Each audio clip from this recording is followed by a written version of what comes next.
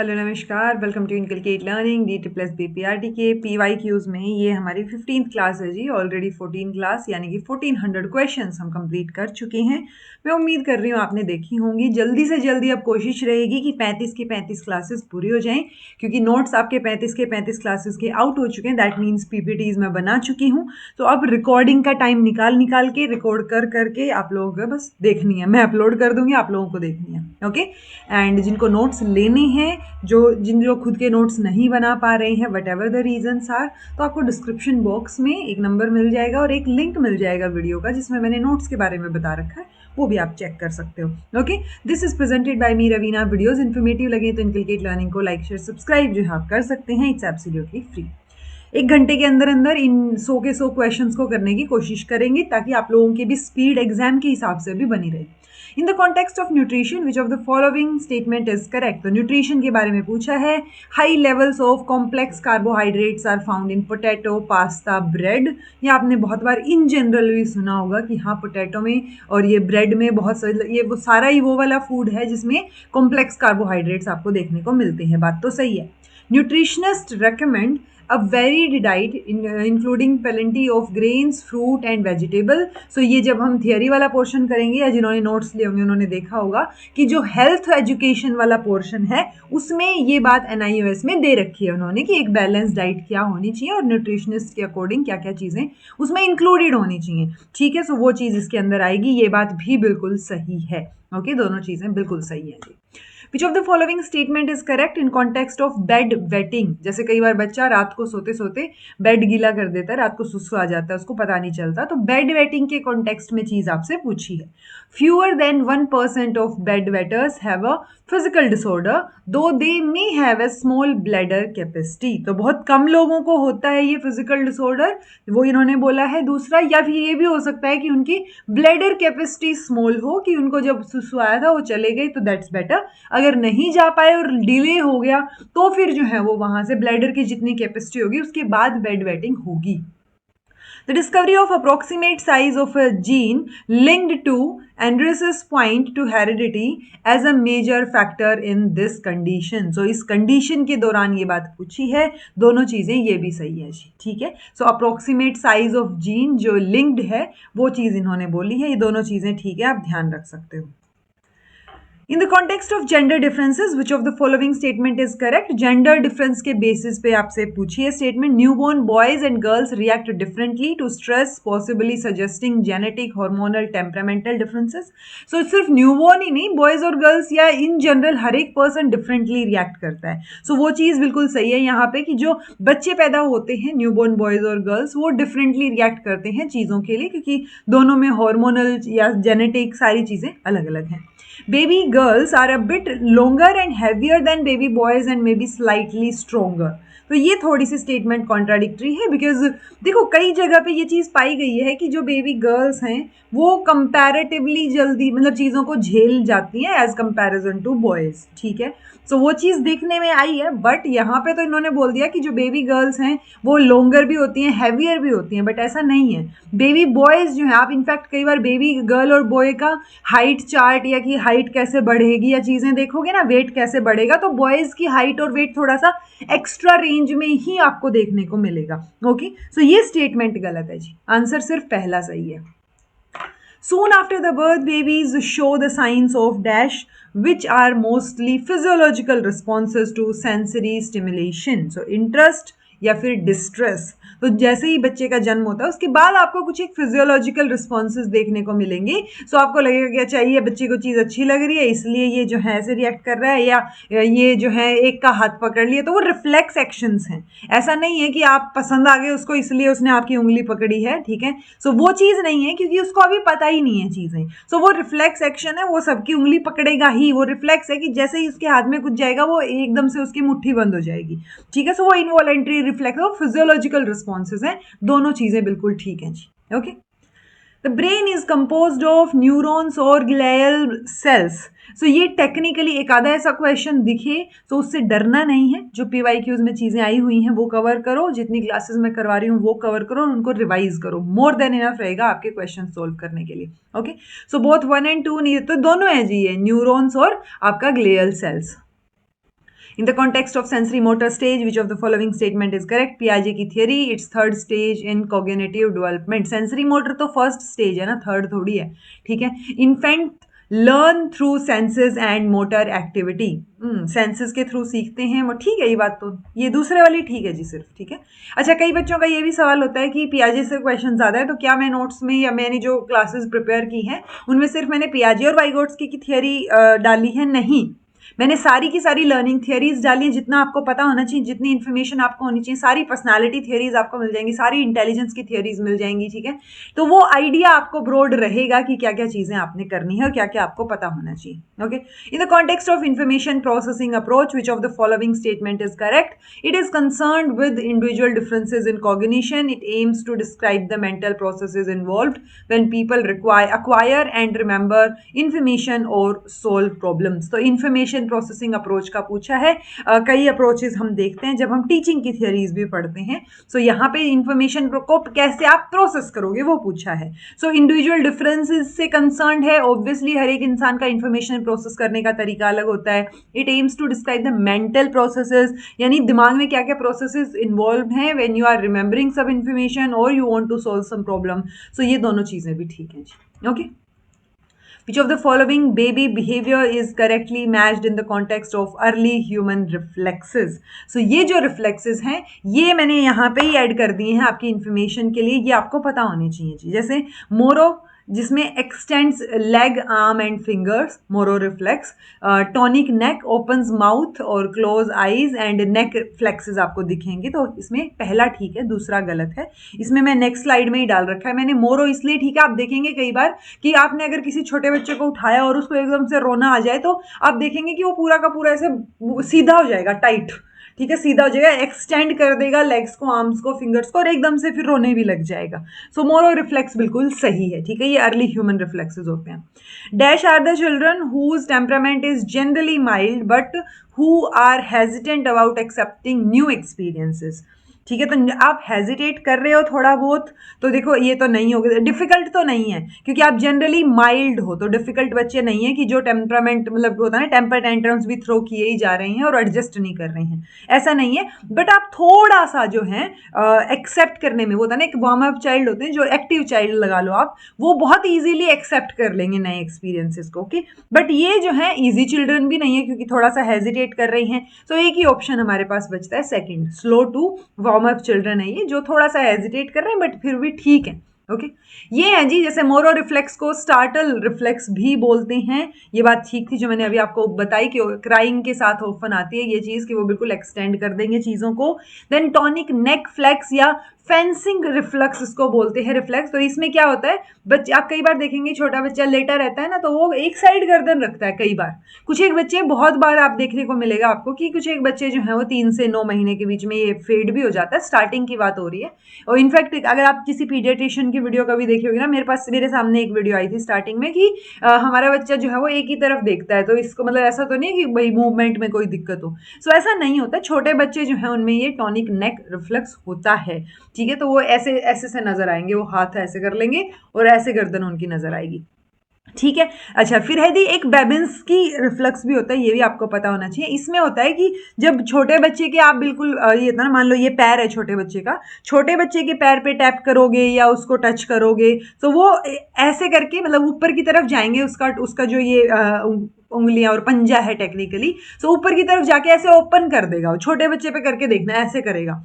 लेकिन जैसे ही बच्चा थोड़ा सा बड़ा होता है, जैसे यूजुअली ये 12 से 24 महीने के बीच अपने आप डिसअपियर हो जाता है, ये जो बेबिन्स की रिफ्लेक्स है. अब मेरी गुड़िया, क्योंकि मेरी बच्ची जो है वो 14 महीने की, तो वो अब मैं उसके ऐसे करके मैंने लिटरली देखा ये वाली चीज़ पढ़ने के बाद, तो अब ऐसे होती है वो चीज़ें कि वो आगे की तरफ करेगा, ठीक है. सो अगर आप किसी छोटे बच्चे के पैर पे टैप करते हो नीचे, क्या बोलते हैं इसको, मैं भूल भी गई, अरे जो भी एडी के पास ये जो है पूरा पोर्शन, सो उसके ऊपर, फुट के ऊपर जब आप टैप करोगे या उसको छेड़ोगे, सो अगर ये जा रही हैं चीज़ें, ऐसे हो रहा है, सो ये बेबिन्स की रिफ्लेक्स पॉजिटिव है. और अगर ऐसे की तरफ बच्चा कर रहा है तो वो जो है वो नेगेटिव है. सो ये 12 से मतलब होता है ना 12-14-24 महीने के ऊपर का बच्चा है और फिर भी वो बेबिन्स की रिफ्लेक्स दिखा रहा है, दैट मीन्स दिक्कत है. सो वो सोल ऑफ द फुट आप चेक करोगे तो वहां से आपको आइडिया लग जाएगा कि ये पॉजिटिव है या नेगेटिव है. Okay, which of the following statement is correct regarding self esteem? Self esteem से रिलेटेड पूछा है. It is the self evaluative part of self concept. So हाँ, सेल्फ कॉन्सेप्ट की बात हो रही है. सेल्फ कॉन्सेप्ट के अंदर जो है ये चीज़ें आती हैं, वो चीज़ दिख रही है. फ्रॉम अ नियो पियाजियन, हाँ पियाजियन ना. So Piagetian approach, it is based on children's growing cognitive ability to describe and define themself. Obviously जब आप देखेंगे कि बच्चा बड़ा हो रहा है जैसे जैसे, सो वैसे वैसे उसके अंदर सेल्फ कॉन्सेप्ट, सेल्फ एस्टीम, ये टॉपिक्स आ रहे हैं. तो कॉम्प्लेक्सिटी जब बढ़ रही है ग्रोइंग एज के साथ, सो ग्रोइंग कोग्निटिव एबिलिटी के साथ ये सारी चीज़ें इन्वॉल्व हो रही है, तब वो डिस्क्राइब या डिफाइन कर पा रहा है. सो वो चीज़ें भी बिल्कुल ठीक है. सो दोनों स्टेटमेंट ठीक हैं जी. Okay, in the context of implicit memory, which of the following pair is correctly matched? Early form of procedural memory is memory for sequences such as series of lights which seems to be centered in cerebellum और cell nuclei. तो cell तो बहुत सारी होती है हमारे body में. Cell के हर एक सेल का न्यूक्लियस भी आपको देखने को मिलेगा. तो सेल न्यूक्लियाई तो वैसे भी एक ब्रॉड टर्म हो गई. उसके साथ साथ ये बोल रहे हैं कि अर्ली फॉर्म ऑफ जब प्रोसीजरल, यानी हम जब प्रोसीजरल मेमोरी की बात कर रही हैं, सो वो सेरिबलम पे सेंटर्ड हैं. सो ऐसा नहीं है कि सिर्फ सेरिबलम पे सेंटर्ड हैं. सो जो बॉडी पार्ट है जिसमें हम सेरिबलम की बात कर रहे हैं ब्रेन के, और एक स्ट्रेटियम भी होता है, कोर्टिको स्ट्रेटियल करके हम बोलते हैं, तो वो स्ट्रेटियम पे भी डिपेंडेंट होती है. ऐसा नहीं है कि सिर्फ सेरिबलम में सेंटर्ड आपको नजर आएगी. तो ये स्टेटमेंट गलत हो गई. Early form of conditioning which appears to depend on striatum, early form of conditioning cerebellum पे डिपेंड होती हुई आपको नजर आएगी, ना कि स्ट्रेटियम पे. ओके, सो ये दोनों चीजें गलत हो गई जी. तो कौन सी सही है? Neither one nor two. In which type of attachment infant rarely cries when separated from the primary caregiver and avoids contact upon his or her return?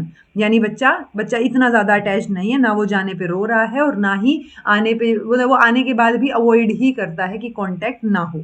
तो सिक्योर अटैचमेंट है? सिक्योर तो नहीं है बिल्कुल भी. सिक्योर होती तो बच्चा जाते टाइम भी रोता और जो है उसको पकड़ के रखता मम्मा पापा को, और मतलब प्राइमरी केयर गिवर को, और आने के बाद भी वापस से फटाफट हगी कर लेता, चिपक जाता. ओके. डिसऑर्गेनाइज्ड, डिसओरिएंटेड अटैचमेंट है, अवॉइडेंट है, एम्बिवेलेंट. अवॉइड कर रहा है बच्चा यहाँ पे ना, वो पहले भी अवॉइड कर रहा है सेपरेशन के टाइम पे भी कि ना जाना पड़े उसके पास, रो भी नहीं रहा है, और बाद में भी अवॉइड कर रहा है. सो ये अवॉइडेंट अटैचमेंट होगी जी.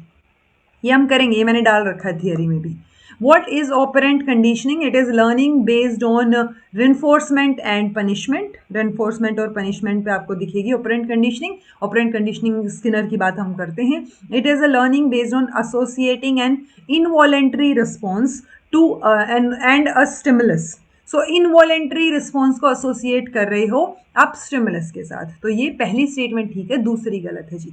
ये एसोसिएशन वाली जो चीज़ है, ये हम किस में देखते हैं? पैवलोव की थियोरी में देखते हैं, यानी क्लासिकल कंडीशनिंग में देखते हैं. Under the Right for Children to Free and Compulsory Education Act 2009, the appropriate government is responsible to make necessary arrangement to provide early childhood care and education for all children until they complete the age of. So early childhood की बात हो रही है ना. So early childhood में government की जिम्मेदारी है कि जब तक वो 6 साल के नहीं हो जाते तब तक वो उनकी अर्ली चाइल्डहुड केयर का ध्यान रखे. 6 से 14 साल की एज में हम जो है फ्री और कंपल्सरी एजुकेशन की बात करेंगे. Okay. In the context of puberty, what is secular trend? So trend that can be seen only by observing single generation. Trend तो हम वैसे भी बहुत लंबे टाइम का देखते हैं कि ट्रेंड क्या चल रहा है. सो वो सिंगल जनरेशन को ऑब्जर्व करके तो नहीं आएगा. ठीक है. Trend towards earlier attainment of adult height and sexual maturity. हाँ, सो आप ये वाला ट्रेंड चेक कर सकते हो. दूसरी स्टेटमेंट ठीक है जी. ठीक है, क्योंकि इसमें सेक्युलर ट्रेंड की बात आ रही है. कहीं पर भी रिलीजन या कोई चीज़ें, कोई बायसनेस वो हमें देखने को नहीं मिल रही है. सो अडल्ट की हाइट और सेक्सुअल मैच्योरिटी की जब आप ट्रेंड चेक करते हो कि कब जो है वो अडल्ट हाइट अर्ली अटेनमेंट क्या रहेगा, दोनों ही चीज़ों का, सो वो ट्रेंड आप चेक कर सकते हो, वो सेक्युलर ट्रेंड में आ जाएगा. Dash is the aspect of home environment that seem necessary for normal cognitive and psycho social development. So पूछा है आपसे कौन सा एस्पेक्ट जो है, dash is the aspect of home environment जो आपको नेसेसरी लग रहा है नॉर्मल कोग्निटिव और साइको सोशल डेवलपमेंट के लिए. Elemental mechanism, submental priming mechanism, elemental mechanism या फिर डेवलपमेंटल प्राइमिंग मैकेनिज्म।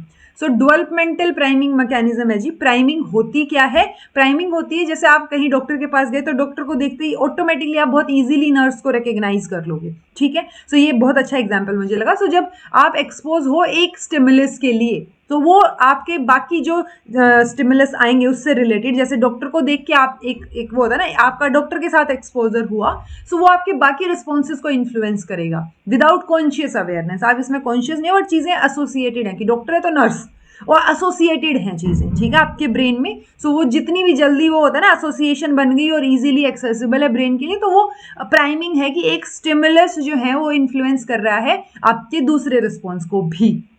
ओके, सो इसमें इंप्रूविंग रिकग्निशन हम पढ़ते हैं जिसको हम रिपीटेशन प्राइमिंग बोलते हैं, या speeding up related word processing जिसको हम सिमेंटिक प्राइमिंग बोलते हैं, ठीक है। सो ये प्राइमिंग के ही टाइप्स में आ जाता है। एलिमेंटल करके जो मैकेनिज्म है ऐसा कुछ नहीं होता, ये फूड से रिलेटेड होता है, फूड या नरिशमेंट से रिलेटेड हम इसको मानते हैं। सो वो डिफरेंट एस्पेक्ट हो गया बिल्कुल ही प्राइमिंग से। Next question, Which of the following statements is correct about the extent and intensity of revolt of 1857? ये आपके NIOS के मटेरियल में जब कॉन्सेप्ट मैपिंग समझाई गई है तो उसमें एक कॉन्सेप्ट मैप दे रखा है ये 1857 वाले से रिलेटेड, वो वाला मैप मैंने ऐड कर दिया है, उसको देख लीजिएगा, उससे रिलेटेड क्वेश्चंस आ जाते हैं। Revolt of 1857 spread majorly in northern India. Soldiers' rebellion was followed by popular revolt of civilian population. So आपका दोनों ही चीजें ठीक है। पॉपुलेशन ने रिवोल्ट किया था, बट स्टिल ये थोड़ा सा होता है ना, पहली लड़ाई बोल देते हैं हम इंडिपेंडेंस की इसको, अदरवाइज बहुत ज्यादा सक्सेसफुल ये रहा नहीं था बहुत लंबे टाइम तक। Okay, in the context of rough and tumble play, तो यूजुअली होता है ना जैसे बच्चे फाइटिंग वाइटिंग करते हैं, उसको हम रफ एंड टम्बल प्ले में मानते हैं। एक ही लाइन दे रखी है ना उसके मटेरियल में रफ एंड टम्बल प्ले से रिलेटेड, और वहीं से ही घूम फिर के क्वेश्चन आ जाता है। So which of the following statement is correct? So anthropologist suggest करते हैं कि ये जो रफ एंड टम्बल प्ले है ये पुराने टाइम पे जब आप फाइटिंग और हंटिंग के लिए जाते थे तो उस टाइम पे यूज होता था ये चीज़। सो प्रैक्टिस जब आप करते हो इन स्किल्स की, उस टाइम पे जो आप प्रैक्टिस के दौरान यूज कर रहे हो उसको रफ एंड टम्बल प्ले बोलेंगे। and it helps children to jockey for dominance in the peer group by assessing their own and each other's strength. So आप यहाँ पे एक दूसरे की स्ट्रेंथ चेक करने के लिए भी, या आप इन जनरल जो फाइटिंग सीक्वेंसेस करने की कोशिश करते हो, खेल खेल में हो रही है ये चीजें, कोई इंटेंशन नहीं है लड़ाई वाला यहाँ पे। ओके, तो दोनों स्टेटमेंट ठीक है जी। Which of the following is included in central nervous system? तो central nervous system में ब्रेन और स्पाइनल कोड दोनों ही इंक्लूडेड होते हैं। CNS कई बार लिखा आ जाएगा, CNS central nervous system. Okay, so brain और स्पाइनल कोड इंक्लूड होते हैं। Dash is the most powerful way and sometimes the only way infants can communicate their needs. तो ओनली वे तो एक ही बचता है, रोने लग जाएगा बच्चा। So talking, crying, messaging, pointing, तो क्राइंग, बच्चा रोने लग जाता है। मोस्ट पावरफुल तरीका है अपनी चीज़ों को शो करने का। फिर आप अलग अलग तरीके ढूंढने की कोशिश करते हो कि बच्चा रो क्यों रहा है। In the context of child having special needs, who will be the first person to whom worried parents approach? So अगर पेरेंट्स टेंशन में है, वरीड पेरेंट्स हैं, सो अगर स्पेशल चाइल्ड है तो वो किसको अप्रोच करेंगे? वो नेबर को अप्रोच करेंगे, टीचर को करेंगे, मैटरनल अंकल को या ग्रैंडफादर को। सो ये बहुत वेग वाली चीज़ें हो गई। टीचर को आप अप्रोच करोगे, हम एजुकेशन की बात कर रहे हैं वैसे भी, सो टीचर को अप्रोच करोगे जी। आपकी क्या दिक्कत हो रही है? Which of the following statements is correct regarding the collaborative learning approach? This approach uses quantitative methods. Collaborative में हम क्वांटिटेटिव का तो इतना, मतलब क्वांटिटेटिव क्वालिटेटिव की तरह तो हम वैसे भी इसको वो नहीं करते, सेपरेट आउट नहीं करते। Teacher transfers all authority to the group, तो वो ग्रुप में सारी चीज़ें होती हैं, वहीं पे कोलैबोरेशन चल रहा है और वो सीख रहे हैं। तो दूसरी स्टेटमेंट ठीक है जी, पहली गलत है। Activity based learning is essentially a form of teacher centric, tuition centric, subject centric या learner centered. So activity based हो रही हैं चीज़ें। तो देखो learning तो यहाँ दिया नहीं है, बच्चा learner activity में सबसे ज़्यादा बच्चा ही included होता है, so learner centered approach रहेगा। In which teaching type learner is a knowledge seeker with teacher as facilitator or guide? जब भी टीचर फैसिलिटेटर या गाइड की भूमिका में हो तो वो लर्नर सेंटर्ड अप्रोच की तरफ इशारा करेगा। यहाँ पे कहीं पे सोसाइटी की बात नहीं हुई है, कहीं कम्युनिटी की बात नहीं हुई है। टीचर सेंटर्ड ये हो नहीं सकता है बिकॉज टीचर नहीं है सेंटर में, टीचर सिर्फ फैसिलिटेटर या गाइड का काम कर रहा है। ओके जी, आंसर थर्ड हो जाएगा। A teacher plays which of the following roles in enhancing physical climate of the classroom. So हम हमेशा बात करते हैं कि फिजिकल क्लाइमेट या एक फिजिकल कंड्यूसिव एनवायरमेंट टीचर जो है वो बना के रखेगा, अच्छा एनवायरमेंट बना के रखेगा। So encouraging students for beautification of the classroom wall या ensure that classroom is clean before the class begin. So obvious सी बात है, फिजिकल क्लाइमेट की बात हो रही है तो बच्चों ने क्लासरूम में जो है वो अच्छी अच्छी पेंटिंग कर दी या ब्यूटिफिकेशन जो है उसके बारे में वो होता है ना, टीचर स्टूडेंट्स को एनकरेज करना कि वो करें, कि क्लास की जो वॉल्स हैं उनको साफ रखें, अच्छा रखें, कुछ बना भी रहे हैं तो कुछ सुंदर ही बना दें, ठीक है। इंश्योर किया जाए कि क्लासरूम जो है वो क्लीन हो। तो ये सारी बातें क्लासरूम के बारे में हो रही हैं और पहले हो रही हैं क्लास शुरू होने से, तो दोनों चीज़ें ठीक हैं जी। A good teaching learning material should have no utilitarian value, be attractive to the children। बिल्कुल अट्रैक्टिव होना चाहिए, बट कोई यूटिलिटेरियन वैल्यू ना हो, यूटिलिटी तो होनी चाहिए ना। ऐसे थोड़ी ना है कि यूटिलिटी नहीं है तो वो अच्छा टीचिंग लर्निंग मटेरियल है। इट्स लाइक मैं आपको नोट्स दे रही हूँ और उनकी कुछ यूटिलिटी ही नहीं है, मैंने ऐसे ही जो है वो चीज़ें, मैंने सारा का सारा ही मटेरियल कॉपी पेस्ट करके आपको दे दिया। इट्स नॉट लाइक दैट ना। जो इंपॉर्टेंट है, जहाँ से क्वेश्चंस आते हैं, फैक्चुअल है कि कभी भी आ सकता है, सो वो चीज़ें की जाती है ना, वो यूटिलिटी बढ़ाता है उसकी। तो ये यूटिलिटेरियन वैल्यू तो होनी चाहिए ना भाई। सो पहला नहीं है, दूसरा सही है। According to education scheme launched by Mahatma Gandhi in December 1944, the basic schooling was necessary from launched by education scheme launched by Mahatma Gandhi 1944 में। वैसे तो उन्होंने एग्जैक्टली कोई स्कीम लॉन्च की नहीं थी, बट जब वो 1937 में वार्धा स्कीम की बात करते हैं उस दौरान वो डेफिनेटली जो है वो नेसेसरी 7 से 14 साल की एजुकेशन, ये जो 7 साल हैं ये नेसेसरीली पढ़ाई होनी चाहिए और क्राफ्ट बेस्ड एजुकेशन होनी चाहिए। बेसिक स्कूलिंग की बात जब करते हैं तो 7 से 14 साल की बात करते हैं, ठीक है, in general. If a student participates in activities like exhibition, debate, excursion, then he or she is involved in। So ये कैसी एक्टिविटीज़ हैं? ये स्कॉलिस्टिक है, को स्कॉलिस्टिक है, तो ये को करिकुलर एक्टिविटीज़ होगी ना। स्कॉलिस्टिक में अकेडमिक वाली चीज़ें आती हैं, ठीक है। सो वो अकेडमिक्स वाली चीज़ें स्कॉलिस्टिक में रहेंगी, ये सारी चीज़ें एक्स्ट्रा करिकुलर हैं तो ये को स्कॉलिस्टिक में रहेंगी। As a multigrade teacher one can manage maximum इतने groups at a time in multigrade class. So multigrade जैसे आपने कई बार उसमें देखा होगा सरकारी स्कूलों में, प्राइवेट में तो इतना ज़्यादा कभी देखने को नहीं मिला, क्योंकि ये टीचर की टीचर एब्सेंट हो या टीचर इतने हैं नहीं स्कूल में, या फिर कई बार ये होता है कि टीचर्स रिक्रूट हो गए हैं बट अपॉइंटमेंट ज्वाइनिंग नहीं मिली है उनको। सो उस टाइम पे ये होता है कि एक टीचर बैठा है और उसने 2-3 क्लासेस बिठा ली। सो मैक्सिमम 3 क्लासेस की हम यहाँ बात करते हैं। 2 क्लासेस तो मैंने भी अपनी मम्मी को लेते हुए देखा है सरकारी स्कूल में, बट ऐसा नहीं है कि 3-4 बिठा लो। सो 3 मैक्सिमम की हम बात करते हैं यहाँ पे, ठीक है, कि यहाँ पे टीचर बैठा है, एक क्लास सामने है, एक लेफ्ट में है, एक राइट में है, ये चीज़, ताकि वो सब पे नज़र भी रख सके। एक को काम दिया है, थोड़ी देर दूसरी को दे दे, फिर तीसरी को दे दे, तो उस हिसाब से मल्टी ग्रेड यानी कई ग्रेड साथ में बिठा रखी हैं। सो मैक्सिमम टीचर जो है वो 3 ही ग्रेड साथ में मैनेज कर पाएगा। Dash is at the lowest end of computer range in the terms of speed and storage capacity। तो speed और storage में main computer, micro computer, mini computer या फिर आपका सुपर कंप्यूटर, तो इसमें आंसर क्या रहेगा जी? माइक्रो कंप्यूटर रहेगा, वो लोवेस्ट एंड पे होता है। ओके, मैंने पहले भी इसके बारे में आपको इन्फॉर्मेशन दी है, पीवाईक्यूज में ही हमने बात की, इसीलिए मैं बोलती हूँ पीवाईक्यूज बहुत ज़रूरी है। ओके, कि एक आधी चीज़ जो पीवाईक्यूज में एक्स्ट्रा हो सकता है वो थियरी में मिस हो गई हो, बट वो दोनों का जो कॉम्बो है कि आप जो है पीवाईक्यूज भी अच्छे से कर रहे हो और थियरी भी अच्छे से कर रहे हो, इससे बेस्ट कुछ नहीं है, बहुत अच्छे मार्क्स आ जाएंगे आपके। पढ़ना आपको पड़ेगा। Which of the following statement is correct regarding Adivasis community? So term Adivasi original inhabitants के लिए यूज होती है, जो ओरिजिनली वहाँ रह रहे हों, कबीले वाले लोग, बिल्कुल सही है। अपनी लैंग्वेजेस यूज करते हैं, उनकी अपनी लैंग्वेजेस होती हैं। A state like Odisha is home to more than 60 different tribal groups। So देखो, मान लो हमें नहीं पता 60 की टर्म सही है या नहीं, बट हमें पता है कि ओडिशा में बहुत सारे ट्राइबल ग्रुप हैं। पहली दूसरी स्टेटमेंट भी सही ही साउंड कर रही है, आंसर 1 2 3 आ जाएगा। ओके, सो कई बार ऐसे होता है कि आपको एग्जैक्टली नहीं पता 60 का, बिल्कुल ही किस्मत खराब होगी तो ये 60 वाला नंबर गलत हो जाएगा, अदरवाइज 60 की वजह से दिक्कत नहीं आएगी, ऐसा मैं बता रही हूँ आपको। ओके, सेलेंड जो है defines inclusive education as characterized by celebration of diversity and values of all learners, बिल्कुल सही बात है। देन है valuing educating learners in high quality school, educating learners को आप जो है वैल्यू कर रहे हो। दोनों ही चीज़ें क्वालिटी पे फोकस कर रही हैं या फिर सभी लर्नर्स की बात कर रही हैं, डाइवर्सिटी को सेलिब्रेट कर रही हैं, कोई गलत चीज़ नज़र नहीं आ रही है, दोनों स्टेटमेंट सही है। Okay, in which of the following approaches of learning teaching classroom environment is democratic. So democratic मतलब दोनों की बात सुनी जा रही है, डिस्कशन हो रहा है। So learner centred, constructivist, teacher centred approach में डेमोक्रेसी नहीं देखने को मिलेगी आपको। ओके, सो टीचर सेंटर्ड तो टीचर की डोमिनेंस है, जो टीचर पढ़ाना चाह रहा है वो पढ़ा के बस चला गया, वो वाली चीज है। ओके, ज्यादा इन्वॉल्व नहीं है लर्नर उसमें। सो लर्नर सेंटर्ड में इन्वॉल्व है। कंस्ट्रक्टिविस्ट अप्रोच में बच्चा खुद कंस्ट्रक्ट कर रहा है, यानी एनवायरमेंट हमने अच्छा प्रोवाइड कर रखा है। सो इन दोनों में एनवायरमेंट अच्छा है जी। टीचर सेंटर्ड में एनवायरमेंट डेमोक्रेटिक नहीं होगा, ऑटोक्रेटिक होगा some sort of.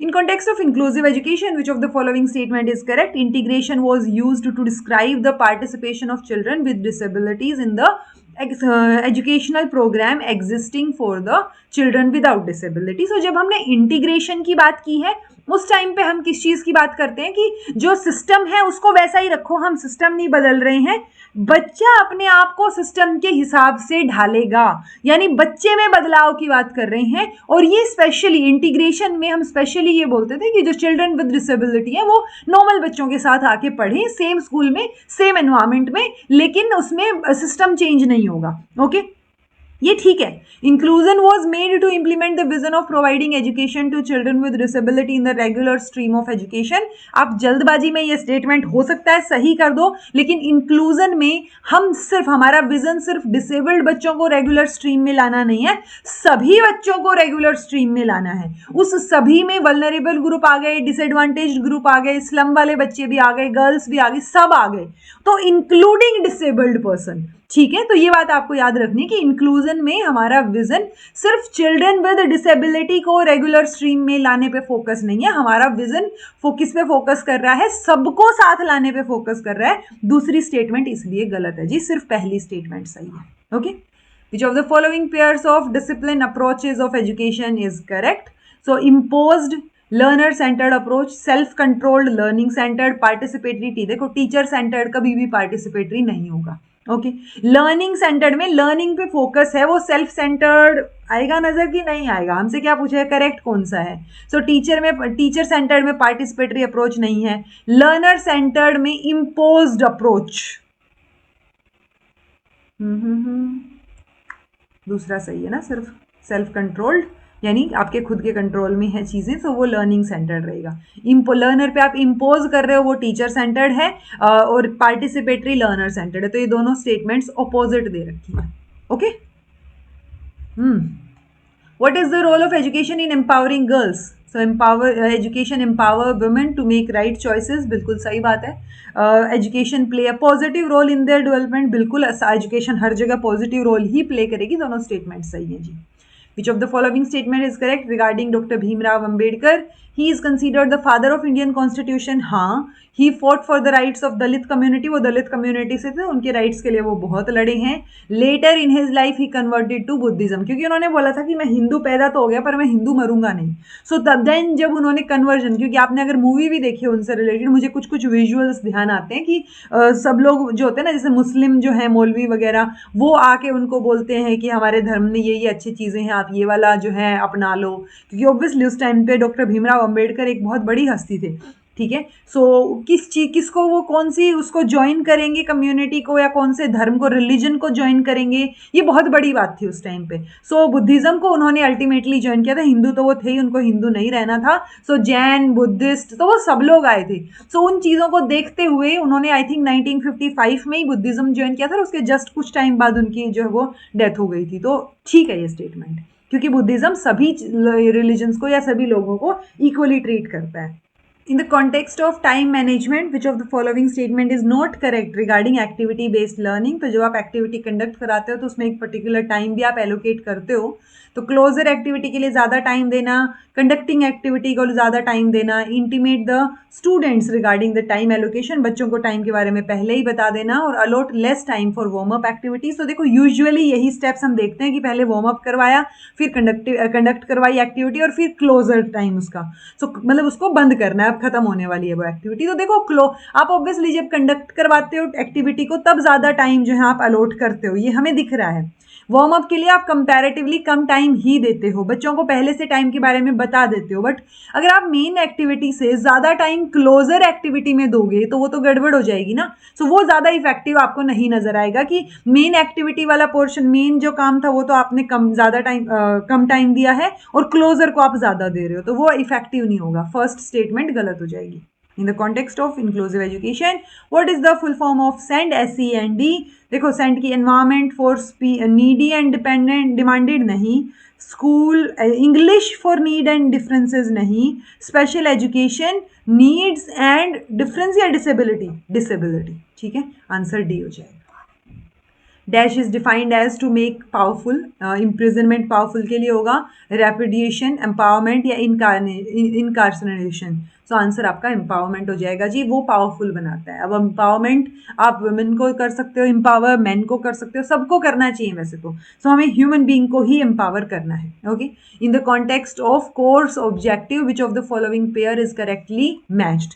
Teacher centred approach है, students achieve learning objective as fixed by teacher, सही है। लर्नर सेंटर्ड है तो teacher covers topic as per the syllabus, ये गलत है जी, ठीक है। सो लर्नर सेंटर्ड में लर्नर पे फोकस है। By doing which of the following process children comprehend the basic structure of language? So language के बारे में बात हो रही है, आपके लैंग्वेज वाला जो कोर्स है NIOS का, उसमें सारी चीज़ें आ जाती हैं। डांसिंग इन फंक्शंस, डांस करोगे तो लैंग्वेज का क्या लेना देना है, ट्रैवल करने पे भी नहीं है इतना, फुटबॉल खेलने पे भी नहीं है। आप पोएम्स और सॉन्ग सुनोगे तो आपको स्ट्रक्चर, बेसिक स्ट्रक्चर जो है वो कॉम्प्रीहेंड करने में हेल्प मिलेगी। बैबलिंग कितने साल पे शुरू होती है जी? तो सबसे पहले कूइंग स्टेज होती है। कूइंग 1 साल पे नहीं शुरू होती, 3 महीने, 6 हफ्ते के बाद शुरू हो जाती है, 3 महीने तक, ठीक है।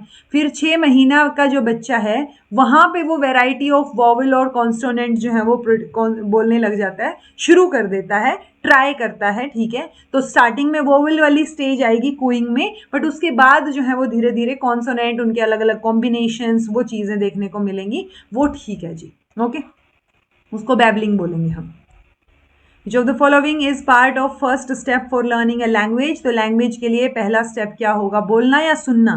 पहले बच्चा सुनता है, ठीक है, तो वो फर्स्ट स्टेप टेक्निकली माना जाएगा। उसके बाद बोलना शुरू करता है, तो हम लिसनिंग और स्पीकिंग दोनों को ही हैंड इन हैंड लेके चलते हैं। LSRW ये हम याद रखेंगे, लिसनिंग, स्पीकिंग, रीडिंग और राइटिंग। तो लिसनिंग और स्पीकिंग जो है वो एक तरीके से सुने, ये था ना, साथ के साथ चलते हैं, हैंड इन हैंड। ऐसा नहीं है सुन ले, सुनेगा इमिटेट करेगा, सो वो चीज़ें साथ के साथ चलती रहेंगी। तो फर्स्ट स्टेप की जब ये बात कर रहे हैं लर्निंग लैंग्वेज में, ऐसा कुछ particular hard and fast category नहीं बना रखी है, बट LSRW आप याद रखेंगे तो लिसनिंग और स्पीकिंग दोनों ही लर्निंग लैंग्वेज के लिए फर्स्ट स्टेप माने जाएंगे। In the context of collaborative learning method, which of the following statement is not correct? यानी incorrect, गलत बतानी है आपको, ठीक है। अगर नोट करेक्ट उसमें कंफ्यूज हो रहे हो तो ऐसे कर लो कि नोट करेक्ट है मतलब इनकरेक्ट पूछिए आपसे। तो state method of teaching and learning in which students and teachers team together to explore significant question और create a meaningful project. Usually learners engage होते हैं कॉमन टास्क में, बट टीचर भी टीम अप कर सकता है, ठीक है। सो वो पॉसिबिलिटी रहेगी, तो पहली स्टेटमेंट ठीक है जी। If it refers to that methodologies and environments in which learners engage in a common task where each individual finds out and is accountable to each other. So हाँ, common task आप करने की कोशिश कर रहे होते हो और म्यूचुअली अकाउंटेबल होते हो एक दूसरे के लिए। सो ये दोनों ही स्टेटमेंट सही है। तो इनकरेक्ट कौन सी हुई, कौन सी भी नहीं हुई, neither one nor two. Okay, which of the following statement is correct? If the length of two line segments are equal, then the line segments is said to be congruent. हाँ ठीक है, same की बात हो रही है यहाँ पे। अच्छा, एक और चीज़, ये मैथ्स वाले पोर्शन में है आपके NIOS के, तो जितना इंपॉर्टेंट चीज़ें हैं वो मैंने ऐड कर दी हैं, उससे एक्स्ट्रा आपको रटने की ज़रूरत नहीं है कुछ भी। Single okay, side angle side एक पोस्टुलेट है। Postulate is something which can't be proved but is accepted. तो इनको हम एक्सेप्ट करके चलते हैं कि भाई अगर साइड एंगल साइड है, दैट मीन्स दो साइड और एक एंगल अगर सेम है तो वो दोनों के दोनों ट्रायंगल जो है वो SAS के तहत क्या हो जाएंगे, कॉन्ग्रुएंट हो जाएंगे। सो कॉन्ग्रुएंट फिगर्स आर सिमिलर, लेकिन जो सिमिलर फिगर्स हैं वो मे नॉट बी कॉन्ग्रुएंट, हो सकता है वो सेम कॉन्ग्रुएंट ना हो, ओके, बट जो कॉन्ग्रुएंट है वो सिमिलर ही होंगे। सो तीनों स्टेटमेंट बिल्कुल सही है जी। Which of the following statement is correct? 1 is the smallest prime number, नहीं। 2 is the smallest prime number. Okay, 5 and 7 twin prime है। ट्विन प्राइम मतलब जो जिनके बीच में 2 का गैप है, जैसे 5 और 7 के बीच में है और ये दोनों ही प्राइम नंबर हैं और 2 का गैप है, तो ये ट्विन प्राइम होंगे, यानी साथ साथ हैं और प्राइम है। ओके, सो दूसरी स्टेटमेंट ठीक है जी, स्मॉलेस्ट प्राइम नंबर 2 रहेगा। ओके, जो the following is not a theme in environmental studies, तो कौन सी थीम नहीं है? शेल्टर और फूड, दोनों ही है थीम, तो सो नीदर वन नो ट्रू। हमने 6 थीम पढ़ी है, 6 में भी मैं ईवीएस में करवाऊंगी, जब मैं ईवीएस वाला लेक्चर लूंगी आगे थियरी में, और उसमें 6 में भी जो पहली थीम है फूड वाली, उसके और फर्दर भी हैं, सब थीम है, 4 सब थीम है। How can we use media for environmental studies? Facts and opinions with regard to relevant environmental themes can be discussed using environment-related channels and magazines. Okay, you can make children read scientific environmental related stories from magazines and newspapers. So media का involvement आपसे पूछा है, facts and opinions with regard to relevant environmental themes वो discuss किए जा सकते हैं related channels, using environmental related channels और मैगजीन। ठीक है जी, मीडिया का यूज हो रहा है दोनों में। Okay, which of the following is not a property of multiplication in integers. तो देखो, हम जब मैथ्स पढ़ेंगे तो उसमें हम देखेंगे कि हम नेचुरल नंबर्स की बात कर रहे हैं, हम होल नंबर्स की बात कर रहे हैं, हम जो है इंटीजर्स की बात कर रहे हैं और हम रैशनल नंबर्स की भी बात कर रहे हैं। तो ये 4 नंबर्स की हम बात करेंगे और उनमें जो है, इनमें स्पेशली जो आपके पीवाईक्यूज बोलते हैं, मल्टीप्लिकेशन और एडिशन की जो प्रॉपर्टीज हैं वो जरूर पूछी गई हैं। ओके, सो प्रॉपर्टी नहीं है वो आपसे पूछा है। सो एग्जिस्टेंस ऑफ मल्टीप्लिकेटिव आइडेंटिटी, जो कि इंटीजर्स में 1 रहेगी। सो मल्टीप्लिकेटिव मतलब आप जिससे मल्टीप्लाई करोगे तो वो सेम ही चीज आएगी। ठीक है, सो ये क्या है, जैसे एडिटिव प्रॉपर्टी, आप एडिटिव में देखोगे ना, सो एडिटिव आइडेंटिटी क्या रहेगी? एडिटिव आइडेंटिटी 0 रहती है, कि आप उसको ऐड भी कर दोगे तो भी सेम ही नंबर रहेगा, उसका कुछ फर्क नहीं पड़ेगा। ओके, सो मल्टीप्लीकेशन क्लोज होता है, not associative distributes over addition. So distribute over addition ठीक है। आंसर आपका कौन सा गलत हो जाएगा जी? C, multiplication is not associative, ये गलत है, एसोसिएटिव होता है। एसोसिएटिव होता है, क्लोजर होता है, क्लोज्ड होता है। मल्टीप्लीकेटिव आइडेंटिटी आपको देखने को मिल जाएगी, ये मैं थियरी पोर्शन में डाल रखा है, करवाऊंगी। Which of the following process helps children in learning in primary class? So एक थीसिस लिखना या listening and telling stories? Thesis लिखना तो नहीं आएगा, ठीक है, प्राइमरी क्लास में तो आप लिसनिंग और टेलिंग स्टोरीज की बात करते हो। In environmental studies which of the following is a community source resource? Camera, hospital, television या कारपेंटर? सो एनवायरमेंट की जब आप बात कर रहे हो तो कम्युनिटी सोर्स में कारपेंटर आ जाएगा जी। Okay, environmental studies teacher is in class 4 is discussing upon how do we get our food. So कौन कौन से क्वेश्चन जो है वो टीचर इस टॉपिक से रिलेटेड पूछे? When do many people eat together? Do you feed the animals around you? Have you seen plants of rice, wheat, dal? Or what do we taste different foods? तो हमसे food कैसे मिलता है की बात हो रही है, तो हम देखेंगे कि उनके प्लांट्स आपने देखे हैं कि नहीं देखे हैं। ओके, सो आंसर सी आ जाए।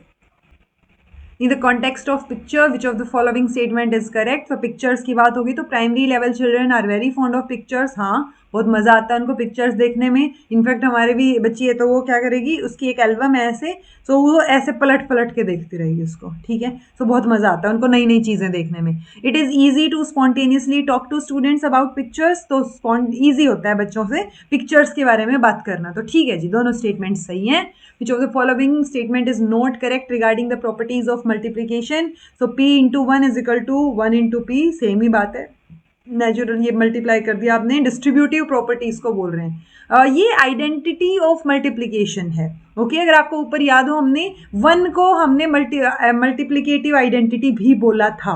ओके, और p into q plus r है, तो p q plus p r, ऐसे भी हम इसको लिख सकते हैं। तो ये डिस्ट्रीब्यूटिव प्रॉपर्टी है जी। ठीक है, सो ये दोनों स्टेटमेंट्स उल्टी दे रखी है, तो गलत कौन सी है? दोनों ही गलत है, not correct. So both 1 and 2 are incorrect. Okay, which movement viewed as subaltern reactions by peasants for demanding and asserting their rights?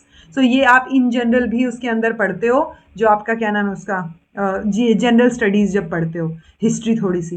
तो चंपारण सत्याग्रह और बारदोली सत्याग्रह, ये दोनों ही चीज़ें ठीक हैं, ये किसानों की डिमांड थी उस टाइम की। Activities like listening, ordering, sorting, matching, comparing, ये जो हैं जो यूज़ हो रही हैं कोग्निटिव डेवलपमेंट और लैंग्वेज लर्निंग में। सो ये एक्टिविटीज़ के बेनिफिट्स आपसे पूछे हैं। ये बच्चों की थिंकिंग स्किल डेवलप करने में हेल्प कर रही हैं, सही बात है। एनकरेज करेंगी ये शेयरिंग और कोऑपरेशन। जब आप सुन रहे हो किसी को, ये तो आप ऑब्वियसली बातचीत भी करोगे वहाँ पे, तो शेयरिंग और कोऑपरेशन भी आ जाएगा। दोनों स्टेटमेंट्स बिल्कुल सही हैं। Which of the following statement is regarding subject-centered approach? The learning needs of these students are supposed to be fulfilled through textbook. Subject-centered में, okay. There is stress on quantity-oriented output rather than quality. तो subject-centered में ये बातें ठीक है दोनों, क्योंकि आप subject पे फोकस कर रहे हो, learner पे, quality पे कोई फोकस नहीं है आपका। Which of the following are quadrilaterals? तो जिनकी 4 भुजाएं हैं, बेसिकली 4 साइड्स हैं। हेक्सागन की 6 होती हैं जी, ट्रेपेजियम की, रोम्बस की, रेक्टेंगल की, इनकी क्या होती हैं? 4 होती हैं। तो first, second and fourth. The context of environmental studies, what are the aspects of curriculum integration? Integration of knowledge and the learning process, or integration of knowledge and conduct, integration of school learning with actual life. तीनों integration बिल्कुल सही है, कोई दिक्कत नहीं है। Okay. Sense of place which can be cultivated through learning and working in a school garden. तो school garden में आप क्या चीज़ जो है आप कल्टिवेट होगी? फिजिकल और कल्चरल। तो कौन सी sense? Physical sense, cultural sense. और जब आप लर्निंग की बात कर रहे हो गार्डन में, तो दोनों चीज़ें ठीक है। Okay. Generally there are 2 different perspectives of teachers about play. तो प्ले के लिए 2 पर्सपेक्टिव रहते हैं, एक आइडियलाइज्ड पर्सपेक्टिव, एक प्रैग्मेटिक, जिसमें हम बच्चों को इन्वॉल्व कर रहे हैं। सो ये दोनों ही व्यू ठीक हैं जी। For an effective mid day meal, what are the basic infrastructural requirements? तो किचन शेड हो, स्टोरेज फैसिलिटी हो, क्लीन वाटर हो, कुकिंग इम्प्लीमेंट्स, इक्विपमेंट्स आएगा क्या, और फ्यूल हो। सो 1 2 3 4 ठीक है सारी चीज़ें। कुकिंग इक्विपमेंट ज़्यादा बेटर वर्ड लगेगा I think. Which of the following statement is correct in context of Mughal era paintings? Jahangir was more interesting in mythological stories and Akbar was extremely interested in scientific inquiry. In free period of Jahangir, जो painter है उनके उस्ताद मंसूर नाम था I think, was his constant travel companion. तो ये बात ठीक है। ऊपर वाली चीज़ गड़बड़ है, ऊपर वाली में उल्टी दे रखी है दोनों चीज़ें, ठीक है। जहांगीर जो है, ऐसा नहीं कि ये अकबर एक्सट्रीमली साइंटिफिक वाली चीज़ थी, तो ये दोनों उल्टे हैं। Which of the following statement is correct? Adolescent, extreme चीज़ें दे रखी हैं ये दोनों, ठीक है। Okay, adolescent across the world are reported to be generally healthier than the previous generation. Okay, the high risk behavior observed among adolescents may have lingering negative consequences in later life as adolescent mature. अब के जो adolescents उनमें आपको high risk behaviour नजर आएगा, ठीक है, कि वो कुछ भी रिस्की काम करने से पहले इतना नहीं सोचेंगे। तो ये दोनों चीज़ें ठीक है। उसके जो नेगेटिव कॉन्सिक्वेंसेज हैं वो बाद में सोच सकते हैं जब एडोलेसेंट मैच्योर हो जाएंगे थोड़ा सा, अदरवाइज वो इतना सोचते नहीं हैं। तो वो आप देखेंगे भी एडोलेसेंट्स में बहुत ज़्यादा सुसाइडल टेंडेंसी भी होती है, या कुछ करते करते वो होता है ना डेंजरस टास्क करते करते कुछ ना कुछ हो जाए। सो वो हाई रिस्क बिहेवियर थोड़ा सा रहता है और वो नेगेटिव कॉन्सिक्वेंसेज को बाद में रिलेट करके देखते हैं। और पहले वालों के कंपैरिजन में तो ऑब्वियसली हम प्रीवियस जनरेशन से अब के एडोलेसेंट्स जो हैं वो ज़्यादा हेल्थियर हैं, क्योंकि हमारे पास टेक्नोलॉजी बढ़ गई है, मेडिसिन बढ़ गई हैं, चीज़ें बेटर हैं। Which commission considered the strengthening of social and integration, national integration as one of the major goal? Secondary Education Commission revised national policy, National Policy Education 1986, और आपका है इंडियन एजुकेशन कमीशन यानी Kothari commission. Answer यही रहेगा, ठीक है। सो इन्होंने integration की बात की थी। इनफैक्ट ये पहला कमीशन था इंडिपेंडेंस के बाद जो सारी चीज़ों की बात करता था, सारी चीज़ों मतलब सारे लेवल की एजुकेशन की बात करता था, प्राइमरी से लेके और लास्ट तक, हायर एजुकेशन तक। विच of the following is a figure that is 3 dimensional with thickness and depth? ये आपके आर्ट वाला जो पोर्शन है ना, आर्ट एजुकेशन, वहां से ये क्वेश्चन है। सो लाइन, फॉर्म, शेप और टेक्सचर। तो 3 डायमेंशनल की बात हो रही है, तो हम फॉर्म जो एग्जैक्ट सेम लाइन चूज किया वहां से कि फॉर्म का क्या मतलब है, 3 dimensional with thickness and depth. मैंने इनफैक्ट हाईलाइट भी कर रखा होगा जब आप देखेंगे नोट्स या मैं पढ़ाऊंगी जब। How does yoga help in positive health? It helps in emotional regulation. Yogic practices reduce anxiety and insecurity. दोनों ही बातें बहुत अच्छी हैं, सही है। What is the importance of history in social science? A well-planned syllabus of history can help to get scientific discoveries and interventions of mathematical techniques in an historical perspective. It develops ethical values in learners, learner आएगा भाई, spelling एक आधी बार गड़बड़ हो तो देखना। It can generate in students the interest of studying the deeds of great man.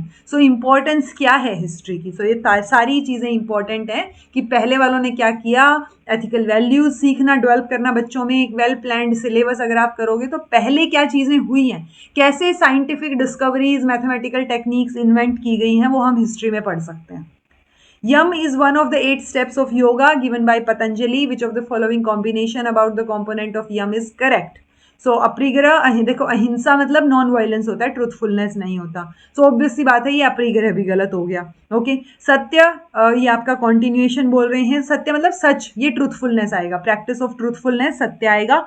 ये असत्य मतलब non stealing, practice of non stealing, तो ये बात बिल्कुल ठीक है। Okay, which of the following pair is not correctly matched, eating junk food, और ये अनहेल्दी हैबिट है, और पंक्चुअलिटी जो है एक हेल्दी हैबिट है, करेक्टली मैच नहीं है वो पूछा है, तो दोनों करेक्टली मैच है, यानी neither one nor true. The social learning perspective of which psychologist proposes that the moral behavior depends on the types of rewards and punishment to which adolescence is exposed. So rewards और punishment की बात हो रही है, Jean पियाजे, Albert Bandura, Carol Gilligan, Carol Gilligan ने तो moral level पे बात की है, रिवॉर्ड्स और पनिशमेंट की बात ही नहीं की है। सो रिवॉर्ड्स और पनिशमेंट फिर हम मोरल बिहेव होता ना, अच्छा ओके, ये बोल रहे हैं moral behaviour depends on the types of rewards and punishment. देखो टेक्निकली रिवॉर्ड्स एंड पनिशमेंट की बात हम किस में पढ़ते हैं, स्किनर की थियरी में पढ़ते हैं, बट सोशल एस्पेक्ट की बात हो रही है, सोशल लर्निंग थियरी, तो सोशल लर्निंग थियरी की बात करेंगे तो अल्बर्ट बंडूरा नाम आ जाता है। Okay, observation, interaction and interviews are the tools and techniques of which process, evaluation के टेक्निक हैं, एक्सप्लोरेशन के, मल्टीप्लीकेशन के, या प्रोडक्शन के। इवेल्युएट कर रहे हो ना, इंटरेक्ट कर रहे हो, इंटरव्यूज, ऑब्जर्वेशन, इवेल्युएट कर रहे हो। Working group on adolescent and youth development for the 12th 5-year plan proposed which age group to be categorized as adolescent। देखो adolescents मेजरली 10 से 19 साल को बोला गया, WHO ने भी यही दी है, और मेजरली अगर कोई नया नाम दे के भी पूछ लेना तो भी adolescents मेजरली 10 से 19 साल वालों को ही बोला गया है। Dash is a postural deformity, so ये बेसिक पोस्चर डिफॉर्मिटीज भी आपकी हेल्थ एजुकेशन में आएंगी, NIOS के मटेरियल में है ये। It means increase in amount of normal convexity, तो ये आंसर क्या आ जाएगा आपका, डी आ जाएगा। अगर ये कनकेविटी होता तो ये आई थिंक सी आ जाता, लॉर्डोसिस, मुझे जितना याद आ रहा है। ओके, बाकी आपको तो याद करनी है ये चीज़ें, सो नोट से एग्जैक्ट चीज़ें आपने याद रखनी है जो मैं क्लास में करवाऊंगी। Okay, in what way a social health programme should help children in learning, social health program exploring not just a relationship with God but also with their own sense of divinity and greater purpose। okay, how to deal with peer pressure, awareness of how they present themselves and what they are getting back from others। आपको नहीं लगता ये दोनों ही statement में social health programme काम आएगा? Society की बात हो रही है, ये तो हम स्पिरिचुअल एस्पेक्ट में चले गए, गॉड वाले में सेकंड एंड थर्ड सही है। Okay, Which of the following is not a merit of extramural activities? extramural मतलब जो इंटर लेवल पे होती हैं, कि दो कॉलेजेस के बीच में, दो स्कूल्स के बीच में, या बहुत सारे स्कूल्स के बीच में, वो अगर इंट्राम्यूरल रहेंगी विद इन द स्कूल, ठीक है। So provides various career opportunities for student in the field of sports, help students to get exposure to sports team and coaches of other institution, obviously helps to create patriotism and unity within the student of same institution। too much of psychological stress, ये थोड़ी ना, ये merit, अगर ये it's like ये अगर stress हो भी रहा है कंपटीशन की वजह से, so it's not a merit. Okay, answer D हो जाएगा। Lawrence Kohlberg studied moral judgment among adolescents and identified 3 major level of moral development। which of the following levels? pre-conventional, conventional, और आपका morality of self-accepted principles यानी post-conventional। तीनों चीजें बिल्कुल ठीक है। Okay, which of the following reported expressions presents challenges to physical and psychological well-being of adolescents? क्या बोला है? following reported expressions presents challenges to physical, okay, wellbeing के चैलेंज में साइबर बुलिंग चैलेंज है, ऑनलाइन हरासमेंट फुटप्रिंट्स ये भी challenge है, Facebook depression भी एक चैलेंज है। तो इट्स लाइक ऑनलाइन चीज़ों की वजह से डिप्रेशन आना या कोई भी चीज़ होना गलत, तो वो फिजिकल और साइकोलॉजिकल वेलबींग के लिए सही नहीं है, चैलेंज है, तीनों चीज़ें ठीक है। Okay, which gland is primarily responsible of the adolescence growth spurt. In fact ये आप देखोगे ना, किसी तो आपके NIOS के ही चैप्टर में, मुझे इमेज दिमाग में आ रही है सिर्फ, कि मेल और फीमेल की बॉडी स्ट्रक्चर दिखा के इंपॉर्टेंट पार्ट्स हाईलाइट कर रखे हैं जब वो बायोलॉजिकल डिफरेंस बता रहे हैं, और उसमें उन्होंने पिट्यूटरी ग्लैंड के ऊपर भी फोकस किया है। सो पिट्यूटरी ग्लैंड जो है वो प्राइमरीली रिस्पॉन्सिबल होती है एडोलेसेंट के ग्रोथ स्पर्ट के लिए। Which of the following environmental conditions are correctly matched? Rural environment, busy community centers, industrial premises। नहीं, ये तो उल्टा हो गया ना। फॉरेस्ट, पूल, रिवर ये आपको रूरल में दिखेंगे और ये दूसरा आपको अर्बन में दिखेगा, दोनों गलत है। If human beings were automatic machines, then the future would be predictable. The plans for a perfect utopia could be drawn up. तो अगर आप ऑटोमेटिक मशीन हो तो आप चीज़ें ऑटोमेटिकली वैसे ही एग्जैक्ट प्रिडिक्ट कर सकते हो, क्योंकि मशीन जैसे चलेगी। हाँ, कुछ गड़बड़ हो जाए वो अलग बात है, अदरवाइज आप चीज़ें प्रिडिक्ट कर सकते हो। एक परफेक्ट यूटोपिया जो है, इट्स लाइक ऐसा प्लान जिसमें गड़बड़ ना हो, वो आप ड्रॉ कर सकते हो। दोनों चीज़ें ठीक है। Okay, Which of the following is correctly matched regarding village education committee? Village education committee का NIOS के मटेरियल में आपके वो दे रखा है एक फ्लो चार्ट सा, वो मैंने एग्जैक्ट वही स्क्रीनशॉट डाला है आपके नोट्स में भी। सो VEC का वो दे रखा है कि अच्छा प्रेसिडेंट कौन होगा, मेंबर्स कौन होंगे, वो चीज़ें। Okay, so president, headmaster, secretary, gram pradhan, members, 3 nominated member by assistant, basic shiksha adhikari. तो आंसर इसमें सिर्फ थर्ड सही है जी, पहले दोनों गलत है। ओके, ऑब्वियस सी बात है, प्रेसिडेंट की बात हो रही है, विलेज की कमेटी है, तो ग्राम प्रधान प्रेसिडेंट नहीं होना चाहिए। तो आई थिंक ये उल्टा ही दे रखा है। ओके, बेसिक एजुकेशन, बुनियादी शिक्षा, किसने बात की है? बेसिक एजुकेशन, बुनियादी शिक्षा, नई तालीम, देन आपका ये क्या बोलते हैं इसको, क्राफ्ट बेस्ड एजुकेशन, ये सारे वर्ड्स महात्मा गांधी के दिए हुए हैं और उन्हीं की एजुकेशन के लिए यूज होते हैं, जो उन्होंने 7 से 14 साल की बताई थी। According to whom, effective leadership is the ability to successfully integrate and maximize available resources within the internal and external environment. So effective leadership की बात कही गई है, आपको नाम याद रखना है, कैन ओगबोनिया। ये वाली स्टेटमेंट्स क्योंकि बहुत सारी होती हैं आपके सारे मटेरियल में, आपको सारी रटने की ज़रूरत नहीं है। कुछ एक जगह पे जो इंपॉर्टेंट लग रही हैं वो मैंने भी डाली हैं, बट सारी नहीं डाली हैं। सो इस तरीके की जो PYQs में आई हुई हैं वो ध्यान रखना, एटलीस्ट आपको नाम एलिमिनेट करने में हेल्प मिल जाएगी। In which year Gandhi ji delivered a speech on education in Wardha? Wardha जब भी नाम आए, वारधा वर्ड जब भी दिख जाए तो 1937, क्योंकि वारधा स्कीम की बात हुई थी। विच of the following pair is correctly matched in the context of work education? Objective of work education purposeful और मीनिंगफुल हो, बैकग्राउंड ऑफ चिल्ड्रन फिजिकल और मेंटल डेवलपमेंट की बात हो रही है। सो कॉन्टेक्स्ट में, वर्क एजुकेशन के कॉन्टेक्स्ट में सिर्फ पहली स्टेटमेंट ठीक है, आप बच्चों के बैकग्राउंड की बात नहीं करोगे। वर्क ऐसा थोड़ी है कि फिजिकल या मेंटल डेवलपमेंट, मतलब उनका जिनका अच्छा है फिजिकल मेंटल डेवलपमेंट, उन्हीं को वर्क एजुकेशन में शामिल किया जाएगा। सो वो गलत है जी। Okay, which of the following is a type of school fees? देखो गवर्नमेंट स्कूल्स में तो ले ही नहीं रही हैं, वो अलग अलग टाइप की फीस, ठीक है, but tuition fees, computer fees, examination fees, school fees, private schools की अगर हम बात करेंगे तो बहुत तरीके की फीस आपको मिलेगी। ये तीनों स्टेटमेंट ठीक है। Okay, which of the following, exam fees भी आएगा, अच्छा एग्जाम फीस लिख तो दिया इन्होंने। Which of the following statement is correct in the context of leaders? Leaders are generally non-constructive in nature. नहीं, constructive होंगे ना लीडर्स, तो अच्छे होंगे, कंस्ट्रक्ट करेंगे चीज़ों को। The most successful leaders are expert at sizing people up, यानी उनकी क्वालिटीज़ या उनकी चीज़ें पता करना, उस हिसाब से उनका काम करवाना। सो हाँ, लीडर्स जानते होंगे अपने लोगों को जो उनकी टीम में होंगे, तो दूसरी स्टेटमेंट ठीक है बस। Dash is very important for the successful organization of programs for children at primary level related to work education. So successful organization के लिए suitability of culture, suitability of place, suitability of raw material, suitability of thinking. जब आप work education की बात कर रहे हो, आप primary education की बात कर रहे हो, तो suitability of place भी बहुत ज़रूरी है कि छोटे बच्चे हैं, successful organization कब हो पाएगी? जब suitability of place होगा कि कहाँ पे जाके वो work education होगी ना। How did the authorities know the prisoner in a concentration camp? By the capitative number. These numbers were often tattooed on their skin by their real name and profession. तो prison में जा रहे हो तो नाम और profession से तो कोई नहीं जानेगा, right? So पहले ही option बचता है हमारे पास।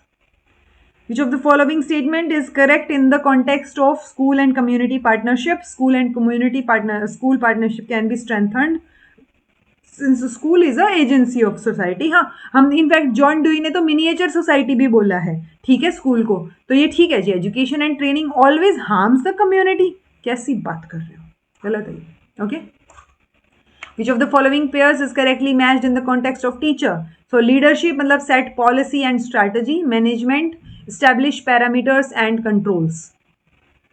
एस्टैब्लिश तो आप करोगे, बट लीडरशिप में आप चीजें करोगे ना। गलत है जी, गलत है, दूसरा सही है, सिर्फ पहला गलत है। ये जो पॉलिसी सेट करना, स्ट्रैटेजी बनाना, ये भी तो कई बार मैनेजमेंट का ही काम होता है ना, वही तो ये पैरामीटर सेट कर रहे हैं, राइट? उनको इंप्लीमेंट करना लीडर का काम है। What do parents expect from the teacher? Influencing others by own conduct to notion of right and wrong, enhancing capacities and commitment of society and school staff. So teacher से क्या expect किया जाता है? सही और गलत का ठीक है, दोनों स्टेटमेंट सही है, ठीक है। इन्फ्लुएंसिंग अदर बाय खुद, मतलब खुद के कंडक्ट से, ठीक है, कि आप जैसा करोगे बच्चे को वैसा ही तो मॉडल होगा। और दूसरा जो है कैपेसिटीज या कमिटमेंट जो है सोसाइटी या स्कूल स्टाफ की, वो एनहेंस करना। विच इनफैक्ट टीचर को हम कई बार कम्युनिटी मोबिलाइजर भी बोलते हैं। Which areas are the necessary factors of life of an individual? Food, nutrition, culture, entertainment और सोशल सर्विस। इंडिविजुअल की लाइफ के लिए तो सारे ही फैक्टर्स इंपॉर्टेंट है। Which of the following is function of school management committee?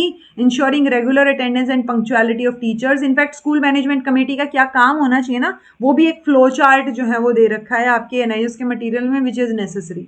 Monitoring of finance management academic process, उसको monitor करना, दोनों चीजें ठीक है जी, okay. In India, under which constitutional right the state will provide free and compulsory education to all the children of 6 to 14 of age years of age? So right to education, right? School चलो अभियान was started in which state? तो ना बहुत सारे अलग अलग state ने कुछ कुछ चीज़ें शुरू की गई हैं, तो वो दे रखी हैं, मैंने आपके नोट्स में ऐड की हैं, बट उनमें भी पर्टिकुलरली जो मैंने हाईलाइट किए हैं वो ज़्यादा ध्यान रखना, ओके, क्योंकि सारी नहीं याद हो सकती हैं, बट उनसे क्वेश्चंस भी आ रहे हैं, राइट? सो बिहार, उत्तराखंड, हरियाणा या कर्नाटक, आंसर आपका उत्तराखंड हो जाएगा, स्कूल चलो अभियान। इन the context of education understanding comes through, so understanding self employment से आएगी, सेल्फ नॉलेज से आएगी, सेल्फ रिस्पेक्ट या सेल्फ मोटिवेशन, अंडरस्टैंडिंग आपकी सेल्फ नॉलेज से आएगी। Process of learning results in a new form of productive resource. So learning की बात हो रही है, प्रोसेस ऑफ लर्निंग के बाद ह्यूमन बीइंग एक रिसोर्स की तरह काम करेगा ना, तो वो ह्यूमन कैपिटल बन जाएगा एक तरीके से, फिजिकल कैपिटल नहीं रहेगा जी। तो आंसर आपका ओनली वन रहेगा, ठीक है, ओनली वन, ओके। सो ये हो गए हैं जी आपके आज के क्वेश्चंस। नेक्स्ट हमारी 16th क्लास रहेगी, ठीक है। सो 1500 क्वेश्चंस हम अब तक कर चुके हैं। This was all about today. Thank you so much for watching. Be happy, keep smiling, subscribe to inculcate learning because it is absolutely free. Be consistent in your efforts. Take care. See you in next class.